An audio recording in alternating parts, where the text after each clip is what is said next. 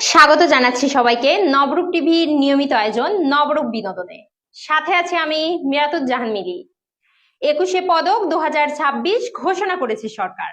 এই তালিকায় রয়েছেন জনপ্রিয় সঙ্গীত শিল্পী আয়ুব বাচ্চু ও অভিনেত্রী ববিতা সহ 10 জন।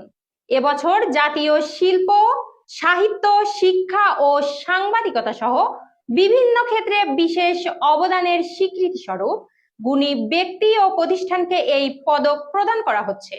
বিস্তারিত দেখুন প্রতিবেদনে।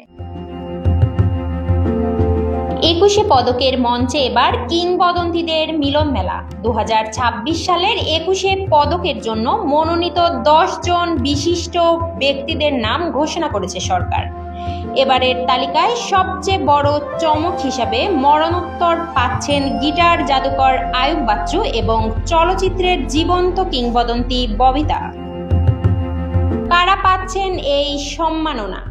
শিল্প, সংস্কৃতি ও সমাজ সেবায় অসামান্য অবদানের স্বীকৃতি স্বরূপ এবছর মনোনীত হলেন সঙ্গীত আয়ুব বাচ্চু মরণোত্তর বাংলার রক মিউজিকে বিশ্ব দরবারে নিয়ে যাওয়ার জন্য। চলচ্চিত্র ফরিদা আক্তার ববিতা আন্তর্জাতিক খ্যাতি সম্পন্ন এই অভিনেত্রী পেলেন দীর্ঘ প্রতীক্ষিত রাষ্ট্রীয় স্বীকৃতি। অন্যান্য ক্যাটাগরি ভাষা আন্দোলন, মুক্তিযুদ্ধ, শিক্ষা ও গবেষণায় বিশেষ অবদানের জন্য আরও 8 জন বিশিষ্ট ব্যক্তিত্ব এই তালিকায় স্থান পেয়েছেন।